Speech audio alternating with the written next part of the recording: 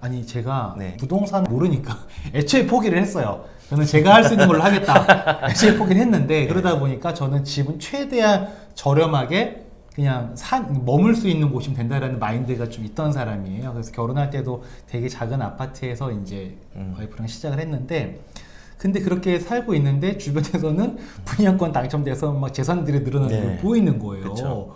그 진짜 어린이집 보내고 아줌마들이랑 커피만 마시는 줄 알았더니 거기서 모든 정보가 다 왔다 갔다 막 부자가 됐더라고요. 네, 그렇죠. 그걸 보고 저희 와이프나 뭐 저도 야 우리도 분양권 한번 해볼까 그랬더니 네. 문제가 뭐냐면 자가가 있는 거예요. 자가가 있으면 안 돼요. 그러니까 네. 고민이 뭐냐면요. 아 이걸 팔고 분양권을 한번 도전을 해볼 것인가 아니면 그냥 이걸 갖고 있으면서 그냥 딱 일반 부동산 매매를 해서 돈을 벌 것인가 이런 게 막 고민되더라고요. 이런 질문 하시는 분들 꽤 있죠. 그래서 방금 말했던 팔고 그것도 점수에 포함이 돼 있어요.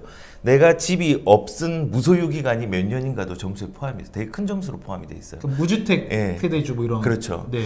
그래서 그냥 저는 이제 분양권 같은 경우가 돈을 조금 과거에는 되게 적은 돈으로 해가지고 빨리 이제 갈아탈 수 있는 네, 좋은 네. 기회가 되는데 이제 서울 같은 경우는 그게 좀 어렵고 네. 비규제 지역 같은 경우는 아직까지도 유효하니까 네. 좀 발전 가능성이 있는 곳을 하면 좋고 그리고 저 이제 막 생각이 난 건데 우리가 이제 돈이 소액이잖아요. 가지고 네. 있는 돈들이. 네. 근데 그거를 조금 규모를 어느 정도 종잣돈을 만들기 위해서는 저금을 해야 되는데 네.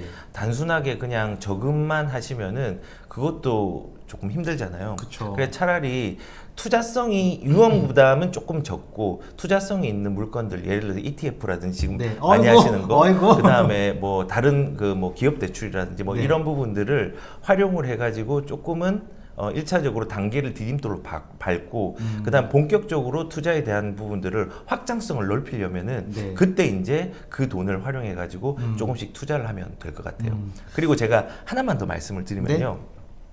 그 대출을 할 때 사람들이 오해하고 있는 게 내 분양가가 한 뭐 5억이라고 쳐요. 네. 그러면은 5억에 대해서 40% 이렇게 나오는 게 아니에요.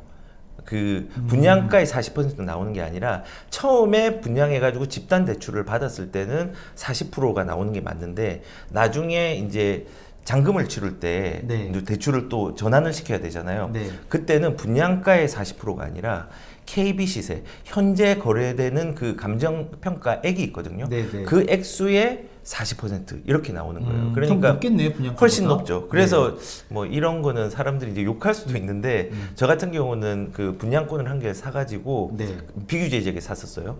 사가지고 이제 나중에 KB 시세가 올랐잖아요. 네, 네. 그걸로 대출을 받아가지고 내가 새로 이제 집을 조금 새끼를 친 케이스가 있었어요. 그 대출이 돈으로 좀 그쵸. 다른 내가 걸 또 산 거예요? 그 대출을 이빠이 받은 거죠, 사실. 네, 네, 네. 대출을 이빠이 받아가지고 내가 그 이빠이 받은 이유는 그만큼 받을 필요가 없었는데 네. 채굴로 받은 거예요. 그런데 그걸로 하니까는 한 5천에서 6천 정도 남는 거예요. 그러면 그걸로 이제 새끼를 칠 수 있는 주택을 살 수 있거든요. 다른 데 또 투자한다는 거죠? 네. 그런 식으로 이제 투자를 한 거죠. 그래서 어. 사람들이 이 투기꾼 이렇게 얘기할 수 있는데 예, 투기 성향이 있을 수 있지만은 저는 이제 개인적으로는 지금 현재 뭔가 수입원을 만드는 과정에서 네. 정부 정책이 올곧이 100% 우리를 그 보장해주는 부분들이 없기 때문에 이게 과도하지 않는 범위 내에서는 네. 수익 구조를 노후를 만들기 위해서는 이런 건 조금 필요하다는 생각은 좀 들긴 그럼요. 들어요. 이게 참 이런 거예요. 내가 하면 투자고 남이 하면 투기고 네. 내로남불 같은 거죠. 그쵸. 네네. 예. 근데 한편으로는 사실 부러워합니다. 다 부러워해요. 지금 소장님도 보면 제가 같이 하게 된 가장 큰 케이스도 이렇게 유튜브 하거나 상담해서 돈 벌칠 마음이 없잖아요. 그냥 좋아서 하시는 거잖아요. 그쵸. 근데 그 근간이 네. 다 그동안 한 십몇 년 동안 만들어 놓으신 이제 그런 재산 형성 과정이 분명히 있었던 거고 네. 그런 게 있어야 또 내가 하기 싫은 걸 덜하고 하고 싶은 걸 좀 많이 하면 살 수 있는 네. 세상을 다들 아셔서 그리고 또 뭐 한 100채까지 있진 않으시잖아요. 그렇게까지는 네, 그 정도는 네. 아니기 때문에 투기꾼까지라고 보기는 네. 네. 네. 그리고 또 착한 그 집주인이라고 제가 알고 있기 때문에 월세도 적게 받으시고 뭐 네. 일단은 네. 나중에 제가 힘들어지면 혹시 제가 세입자로 들어갔을 때 월세 좀 싸게 네, 알겠습니다. 주시는 걸로 네. 네. 아까 제가 했던 질문 좀 답변을 듣고 싶어요. 어떤 질문? 이건 필요하시면 제가 상담료를 드릴게요.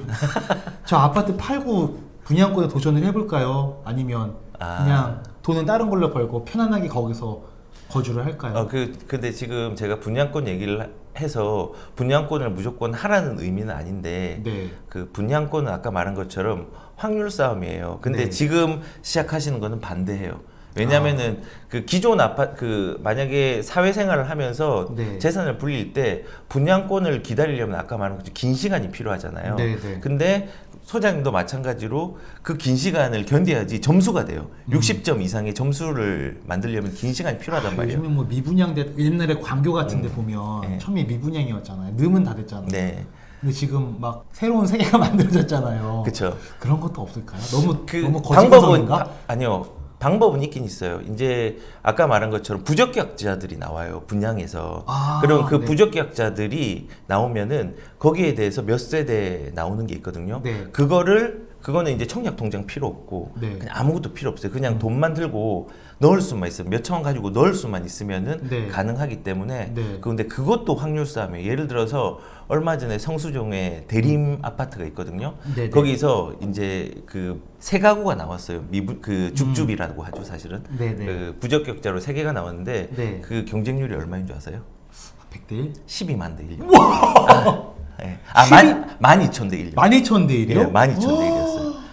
그러니까는 그것도 이제 확률인 거예요. 그게 결론은 그 분양을 기다리는 시간도 기회비용이고 네. 그 기회비용 동안에 차라리 저는 구축 아파트 이제 신축 근처에 있는 네, 구축 네. 아파트를 사서 네. 좀 싸게 해가지고 그거를 불리는 게 네. 오히려 속도가 더 빠를 수 있어요. 제가 예전 영상에서 그 얘기를 했거든요. 분양을 시작을 하는 이유가 분양 자체에 대한 집중보다는 네. 그걸 통해서 입지 분석을 하고 주변에 이제 아파트를 바라보게 되면서 아 분양의 확률 말고도 다른 게 또 투자할 게 있구나라는 네, 네. 것들을 이제 판단할 수 있거든요.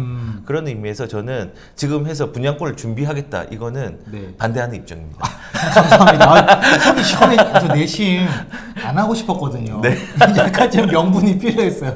아, 뭔가 이제 어디 가서 당당하게 얘기할 수 있겠습니다. 네. 속이 확 뚫리는데요. 네. 자, 이따 상담 계좌를 입금하겠습니다. 네.